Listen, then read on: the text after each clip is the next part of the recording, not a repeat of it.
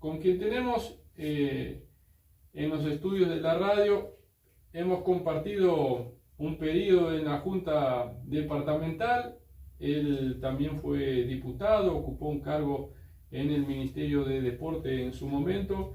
Y yo voy a cometer acá una infidencia porque yo en realidad tenía buena relación con él en la Junta Departamental de Rivera, aunque mis compañeros no lo tenían buena relación. Yo inclusive dialogaba con él, nunca me levanté de la Junta Departamental cuando él pretendía argumentar sus votaciones. Y la infidencia que voy a cometer es, en una de las sesiones cuando yo salía, y yo le dije, bueno, nos vemos, y él va y me dice, bueno, felicitaciones por tu intervención, me dijo, y me dice, bueno, vos sos el Ojeda riverense, me dijo, y eso me quedó. Digo, ¿por qué Ojeda riverense? Me dijo, bueno, buenas tardes, doctor Fernando Araujo, bienvenido a Plan B. Buenas tardes, Marco, muchas gracias por la invitación. Y bueno, yo creo que más que el Ojeda de riverense, yo creo que te haces honor a tu nombre, Marco. Marco Aurelio. Marco Aurelio, sí. Marco Aurelio Antonini fue emperador, el emperador filósofo. Un hombre que ha dejado no solo una huella como gobernante, como general del ejército romano, sino además como filósofo. Ha dejado toda una escuela de filosofía y que bueno, me parece que en un medio bastante chato como lamentablemente era, no sé actualmente cómo está la Junta Departamental, pero el periodo que nos tocó pasar el periodo pasado, creo que era realmente una excepción, un hombre joven, con determinado posicionamiento. Obviamente es difícil a veces tener que defender algunas posturas, pero lo hacías con brillo y con inteligencia, y realmente a mí me parecía que era normal que yo, que era más viejo, más experiente, bueno, cuando había alguien que se destacara y que tuviera una actuación buena, no sé otra cosa que decirlo, ¿no?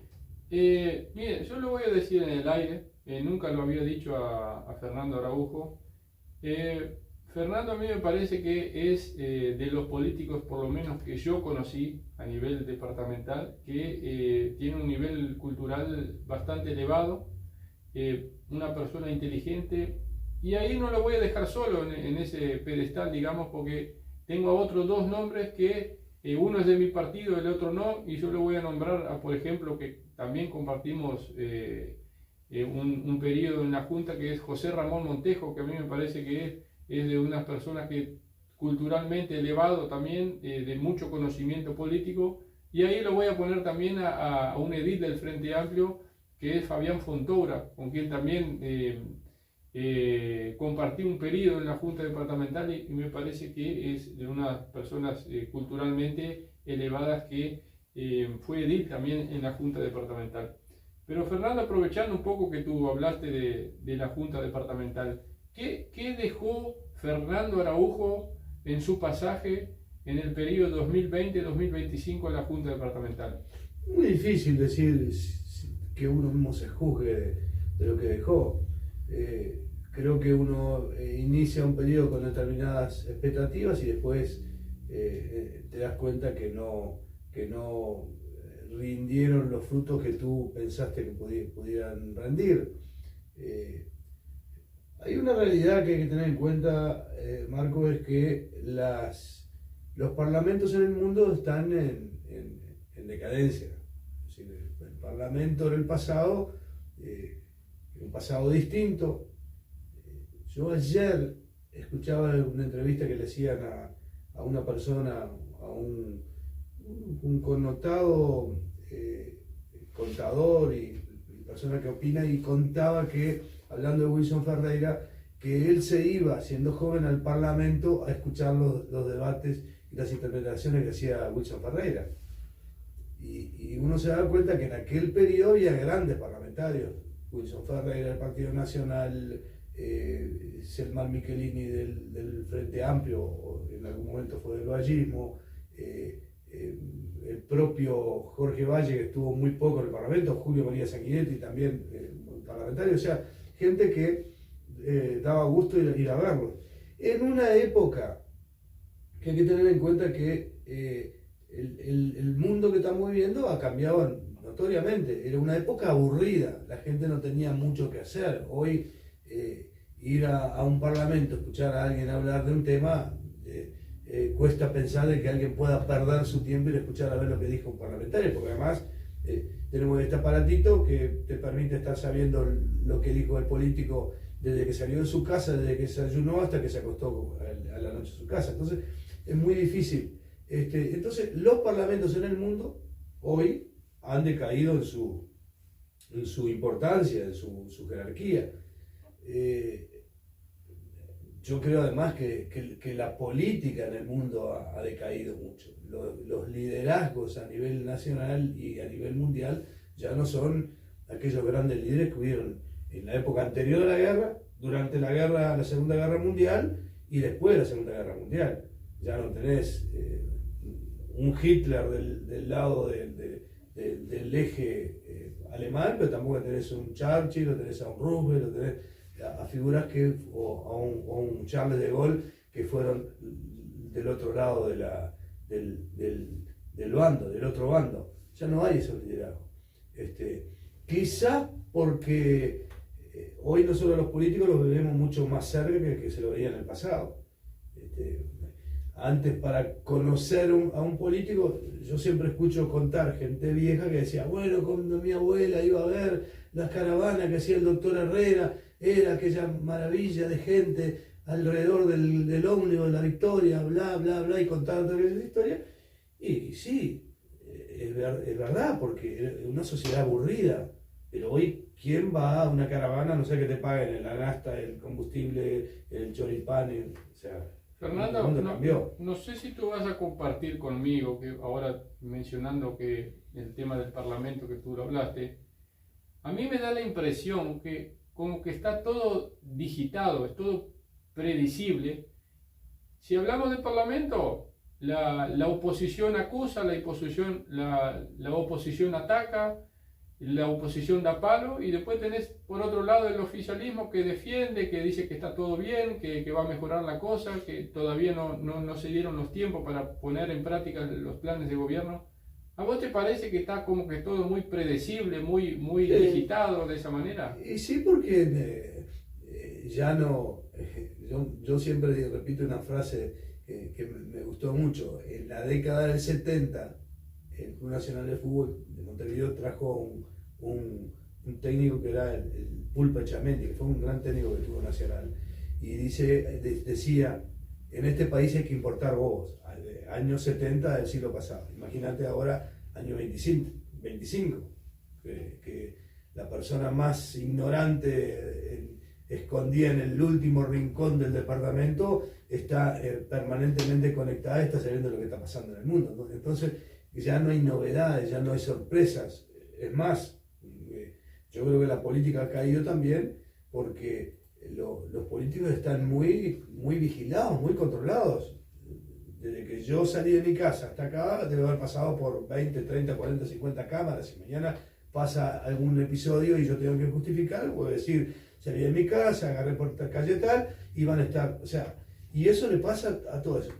Me pasa a mí que soy un ciudadano común y corriente y no tengo nada que esconder ni nada que justificarle a nadie. Pero un hombre público, los dirigentes políticos, un senador, un diputado, un ministro, está permanentemente bajo la lupa. Quizás en el pasado los líderes harían cosas peores que los que hacen hoy, pero no había esa vigilancia que hay hoy. Entonces es mucho más difícil para hacer, y entonces cae esa imagen del dirigente político y la gente los ve mucho más cercanos, los ve mucho más humanos, los ve mucho más parecido a uno mismo, cometen los errores. Y uno ve los errores que permanentemente están cometiendo. Entonces, uy, este tipo cómo hizo esto, mira este tipo, claro, lo que pasa es que siempre cometieron porque son seres humanos. Hoy se ve más. Y entonces eso ha deteriorado la imagen de la política, y en el mundo entero la actividad política es una actividad que debería ser una actividad noble, una actividad de servicio, una actividad que la gente valorara. Hoy es una actividad notoriamente devaluada. Hace tiempo que uno se da cuenta de eso. Es decir, cuando yo era diputado, ser diputado ya venía medio en declive, pero era todavía algo importante. Hoy la gente ve al diputado, ve al edil, ve al intendente, ve como un objeto de crítica. O al presidente. Cuando un presidente iba a ser sometido a todas estas denuncias, que ha sido sometido este presidente y el pasado y el otro. Bueno, porque hay que empezar a adaptarse a este mundo de la tecnología, del celular, del presente en que todos nos ven, que todos nos conocen. Yo estoy hablando por una radio comunitaria de acá de la zona de Rivera Chico, y mañana lo que yo puedo decir de acá, mañana siempre escucho a alguien decir, mira, te escuché diciendo tal, porque siempre hay alguien escuchando, y siempre hay alguien viéndote, y el que no me vio ahora, quizás no me vea después por, en la página por internet, a ver qué dijo este, a ver qué. Entonces, esa es la realidad del mundo que nos toca vivir, y hay que adaptarse a esa realidad. ¿Tú crees, Fernando, que la política es sucia o es el hombre, el político, quien la ensucia? Yo no creo que haya profesiones que sean inmorales. No hay abogados inmorales ni médicos inmorales. Y lo mismo pasa con la política. Lo que yo sí creo también, y eso lo digo y quizás pueda estar equivocado y acepto que alguien me diga lo contrario, es que la política no debiera ser una profesión. Se podría ser abogado, escribano, carpintero, albañil, productor rural, peón de la construcción, lo que sea, periodista, pero la actividad política debiera ser una actividad de servicio. La persona está un tiempo en la actividad pública, brinda su servicio, brinda su talento, su tiempo, su esfuerzo, sus ideas para llevar adelante y después abandonar. Pero yo creo que lo que ha ido degenerando en que la política se ha vuelto en muchos casos mal vista, es justamente que la política se ha transformado en una profesión. Entonces están los políticos de un lado y los otros del otro lado, nosotros y ellos.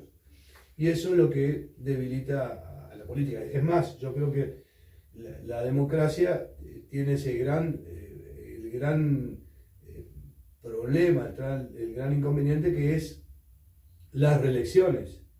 Los primeros gobiernos en general, los primeros periodos son buenos, o sea, el segundo, el tercero, el cuarto.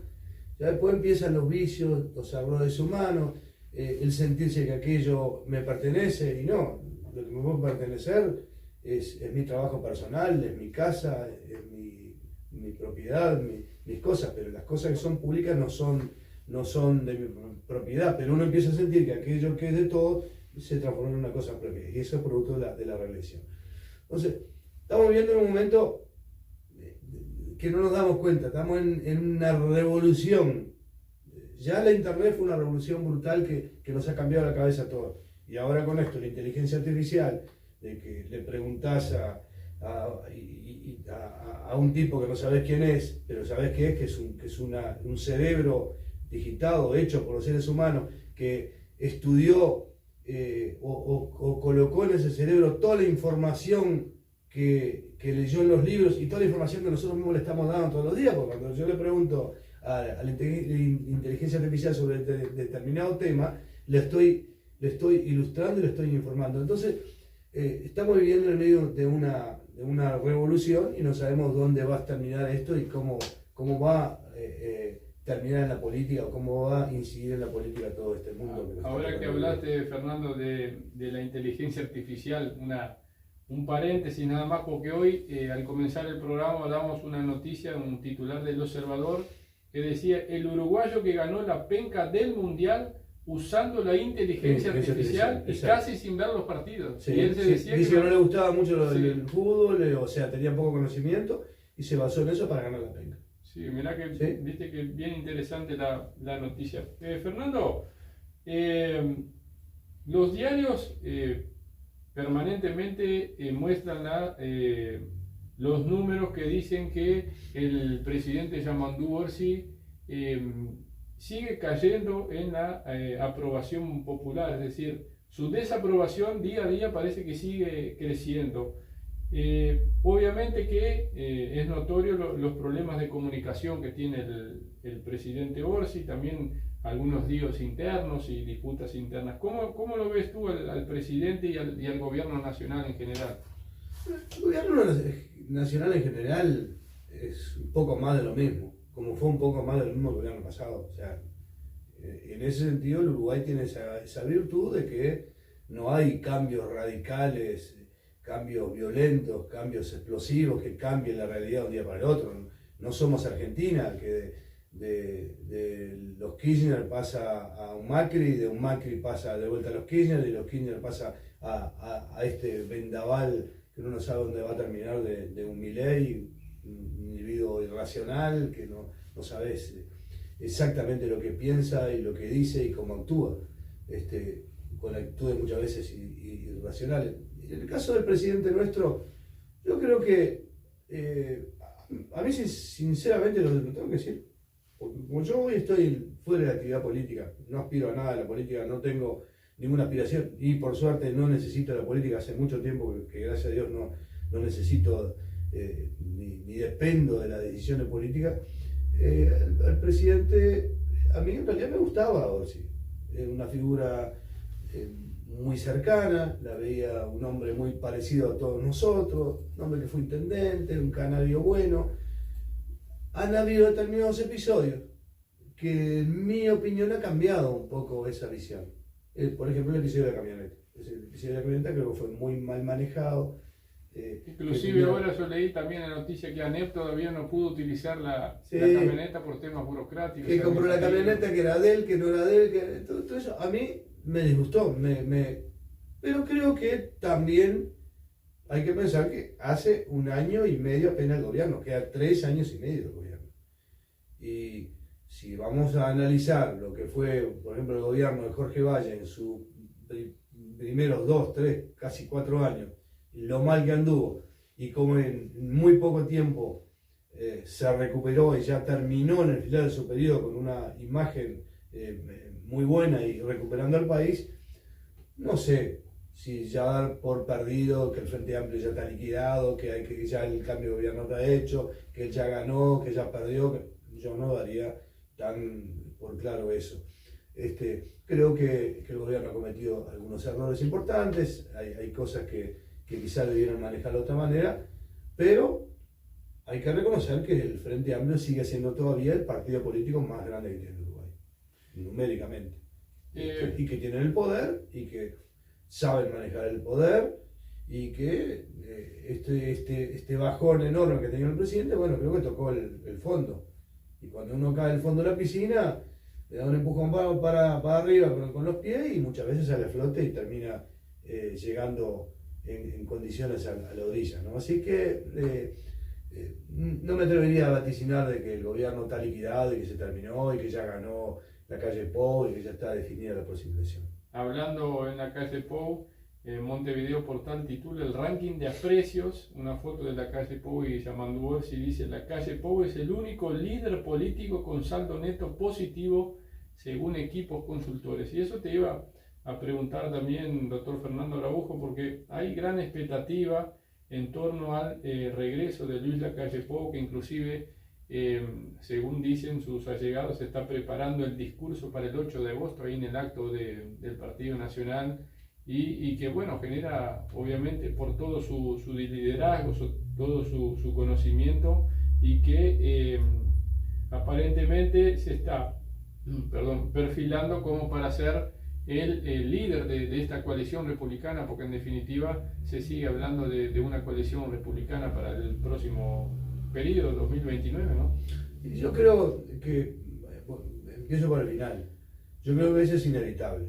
El Uruguay fue bipartidista, blancos y colorados, durante 100 y pico de años, y ahora vuelve a ser bipartidista. Por un lado, un partido ya formalmente constituido como Frente Amplio, que integra distintos sectores ideológicos, el Partido Comunista, el Partido Socialista, izquierdistas independientes, centro izquierda, y formaron un partido. Hoy el partido se llama Frente Amplio. No fue así cuando empezó en el año 71, que usaban el lema Partido Demócrata Cristiana, y cada uno se metió dentro de ese lema como su lema. Hoy desapareció el Partido Comunista, desapareció el Partido Socialista, desapareció la 99, desaparecieron todos los grupos. Hoy existe el Frente Amplio, en el que existe un grupo mayoritario que es el MPP, con una fuerte impronta del recuerdo, de la imagen de lo que fue José Mujica, y ahora con el liderazgo del presidente, que veremos hasta dónde llega. Y del otro lado se está formando el segundo bando, ya se formó, ya esto me parece que es irreversible, o sea, es inevitable que vaya a haber en el Uruguay dos grandes partidos, uno de centro izquierda, que es el Frente, que no es de izquierda radical como ocurre en otras partes del mundo, y un partido de centro derecha, que es esta coalición republicana, blancos, colorados, independientes, en la que seguramente van a haber sectores más a la derecha, que puede ser Cabildo Abierto o otros partidos más hacia la derecha, y en la izquierda también hay otros grupos mucho más radicalizados que por ahora son residuales o muy chicos. Pero indudablemente en esa coalición de gobierno, o ese partido de oposición hoy, pero que aspira a ser el gobierno, la coalición republicana, que aparentemente va a ser ese el nombre que van a usar, me parece que va a ser ese enfrentamiento bipolar, centro-izquierda contra centro-derecha. Por suerte, centro-izquierda contra centro-derecha. No izquierda como en Brasil, ultraderecha como en Brasil. No ultraderecha como en Argentina, izquierda como en Argentina. Acá es una centro-izquierda y una centro-derecha, como somos nosotros, medio lavatina, ¿no? Sin ser demasiado radical para un lado o para el otro. Que me parece que forma parte de la forma de ser del uruguayo. Y obviamente que en ese escenario, por lo menos hoy, larga primero, larga con más fuerza la calle Pou. Pero también en este mundo tan vertiginoso, de cambios tan rápidos, no sabemos qué puede pasar. Podría aparecer figuras como apareció en el periodo pasado, que nadie pensaba. En el periodo pasado o en el otro periodo, un año y medio antes de la elección, cuando estaba todo decidido, apareció Sartori. Y a los 6 meses, Sartori se diluyó y apareció fortalecido Marini, que fue un fenómeno electoral y después cayó. ¿No puede aparecer alguna otra figura? Puede aparecer. ¿No puede aparecer una figura dentro del Partido Colorado o dentro de otro sector que no integra el Frente Amplio? Puede aparecer. Va a depender un poco de la realidad en que viva el país y el mundo. Va a depender un poco de la realidad de cómo termine Milei en Argentina el año que viene. Gana y vuelta a la elección. Va a depender qué es lo que pasa en Brasil. Gana otra vez Lula, se mantiene un grupo de centro izquierda, porque también en ese sentido Lula ha sido muy pragmático, no es un radical de izquierda, por más que los brasileños a veces lo acusen, pero también han sido gobernantes de izquierda con cierto criterio, con cierta racionalidad para manejar. Hoy la calle Pou aparece como la figura más destacada, no tiene el desgaste, se ha sabido manejar muy bien, es muy habilidoso, muy inteligente, muy preparado, con toda una historia familiar que le permite manejar estas cosas, pero hay situaciones que son inmanejables y no sabemos qué es lo que puede pasar. Bien, la hora 17:43 minutos, estamos del Plan B, el programa que te mantiene al tanto de las novedades para Rivera y el mundo, a través del aplicativo de Radio Equidad FM 91.3. Nos está acompañando en los estudios de la radio el doctor Fernando Araujo, ex edil, ex diputado del Partido Nacional. Bueno, Fernando, quisiera agradecerte en primera instancia el haber accedido a la entrevista, el haber estado con nosotros. La verdad que es un placer poder haber dialogado contigo. Y bueno, ya estamos en los minutos finales de la entrevista y también del programa. Te agradezco y bueno, si quieres dejar un mensaje a los oyentes finales, el micrófono es todo tuyo. No, el agradecido soy yo y bueno, lo que trato en esta posición que estoy hoy de estar mirando las cosas de afuera, que es la forma que uno ve las cosas con mucho más claridad, porque cuando uno está metido adentro, la política es pasión, la política es posiciones muchas veces no basadas en la racionalidad, sino más que nada en los sentimientos. Me permite mirar las cosas con mucho más claridad, con mucho más frialdad y bueno, dar mi opinión. Que en algunas cosas puede estar acertado y muchísimas cosas puede estar equivocado. Pero gracias por la oportunidad y Y bueno, siempre que he venido a esta radio me han recibido muy bien y bueno, te felicito por esta nueva actividad y está muy bueno el programa. Bueno, muchas gracias Fernando, nos vamos a una pequeña pausa, no salgan de ahí.